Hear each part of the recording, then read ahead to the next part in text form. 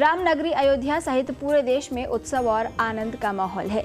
हो भी क्यों ना, आखिर करीब 500 साल का इंतजार खत्म होगा और रामलला को भव्य मंदिर में विराजित कराया जाएगा। 22 जनवरी को सुबह प्राण प्रतिष्ठा की जाएगी। शुभ मुहूर्त में भगवान श्री राम की मूर्ति गर्भगृह में स्थापित करने के साथ प्राण प्रतिष्ठा की जाएगी। कई अन्य परंपराएं भी इस दौरान निभाई जाएंगी। प्राण प्रतिष्ठा के समय राम जी की विग्रह मूर्ति के आंखों में वस्त्र बांधने से लेकर उन्हें शीशा दिखाया जाएगा। भगवान के विग्रह की आंखों में वस्त्र यानी कपड़ा आखिर क्यों बांधते हैं? राम मंदिर के गर्भगृह में भगवान राम की विग्रह मूर्ति पर प्राण प्रतिष्ठा के दौरान आंखों में वस्त्र बांध दिया जाएगा। इसके बाद प्राण प्रतिष्ठा पूजा संपन्न होने के बाद ये वस्त्र खोल दिया जाएगा।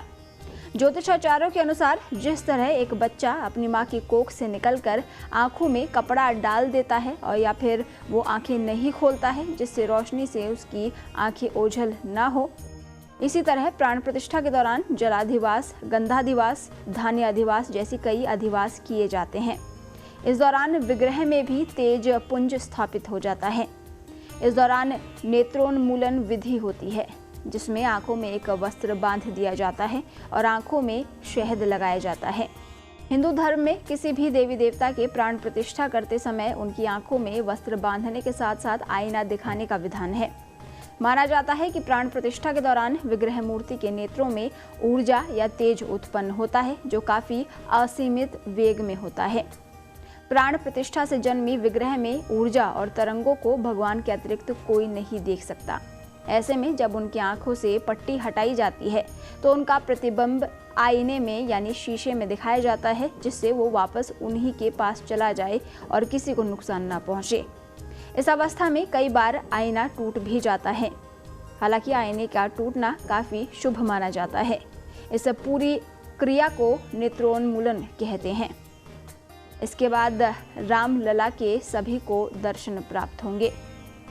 आपको बता दें, सोमवार को हरि अर्थात विष्णु मुहूर्त है जो 41 साल बाद आया है। इसी कारण अयोध्या में इसी तिथि को रामलला की प्राण प्रतिष्ठा के लिए चुना गया। इस दिन 3 शुभ योगों का अद्भुत संयोग बन रहा है। पौष शुक्ल पक्ष की द्वादशी तिथि रहेगी, मृगशिरा नक्षत्र रहेगा। इसके अलावा सूर्योदय से लेकर पूरे दिन सर्वार्थ सिद्धि योग और अमृत सिद्धि योग रहेगा। दिन खत्म होने के साथ ही रवि योग भी लग जाएगा। इन सब योगों में अभिजीत मुहूर्त में रामलला की प्राण प्रतिष्ठा कार्य होगा। इस दिन चंद्रमा भी अपनी उच्च राशि वृषभ में रहेंगे। अभिजीत मुहूर्त दोपहर 12:17 से शुरू होगा जो 12:59 तक रहने वाला है। उसमें ये शुभ मुहूर्त दोपहर 12:29:08 से 12:30:32 का रहेगा। ये अभिजीत मुहूर्त है। ज्योतिष शास्त्र के अनुसार त्रेता युग में प्रभु श्री राम का जन्म अभिजीत मुहूर्त में हुआ था।